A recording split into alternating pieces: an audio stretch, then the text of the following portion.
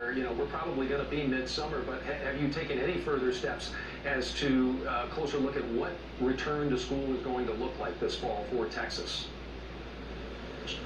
Sure, we are working on strategies to open school. We want schools to open on time, on schedule, with students in classrooms, with safe strategies in place to make sure we are containing the spread of COVID-19, and that schools will not be a place where it is spread. And we believe that we can come up with those safe practices and have them implemented. We do, however, want to ensure that local school districts will have the flexibility to structure their own schools and their own teaching settings, so we will provide ongoing online services if that is a pathway that some schools choose. Okay. Governor Greg Abbott, we covered a lot of ground today, and we appreciate your time. Thank you, sir.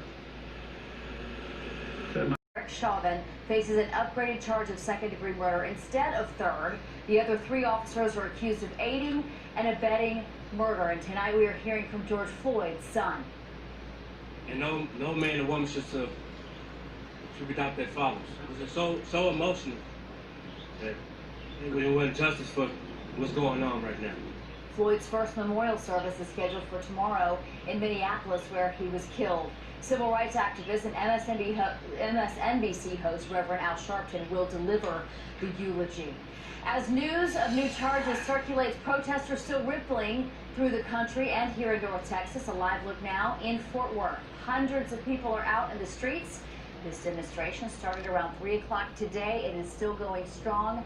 At 8 p.m., the curfew is in effect for the city, and that goes for the next several days. Same thing on a slightly smaller scale happening in Dallas right now. Dallas police estimate about 300 people started walking from City Hall and are moving through the downtown area right now. Police are keeping a distance, mostly handling traffic control like they did yesterday, but no major issues to report at this point. George Floyd's death is not the only at the hands of police brutality. There's a long list of victims dating back decades.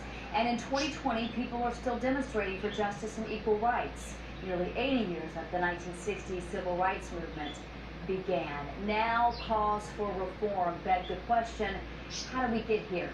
Ben Sims joins us after speaking with some educators about this. Vince? Yes, Meredith, the perspective you get really depends on who you ask about this. For some, we've always been in this state of unrest in America. For others, it goes back to the very beginning of the country's creation. Watching people protesting around North Texas and the country, it's easy for Dr. George Keaton Jr., Executive Director of Remembering Black Dallas, to know why it's happening. He says social media and online engagement has energized young people. Have become more aware, and not only that, television and movies has produced documentaries and movies that reflected the past, and I think the younger people now have been brought aware of that, black and white, and so they really had enough. But he says what's brought us to this point is not a new issue.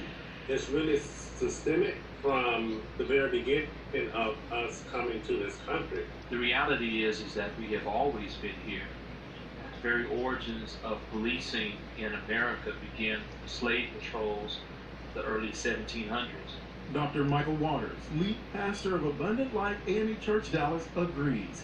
He says this started with slavery. But beyond that, both men agree Jim Crow laws and segregation continue to fuel the need to fight for social justice. With that said, they're still around, and if the laws aren't still around, mentality and the practice is still around. And the younger generation, they've had enough.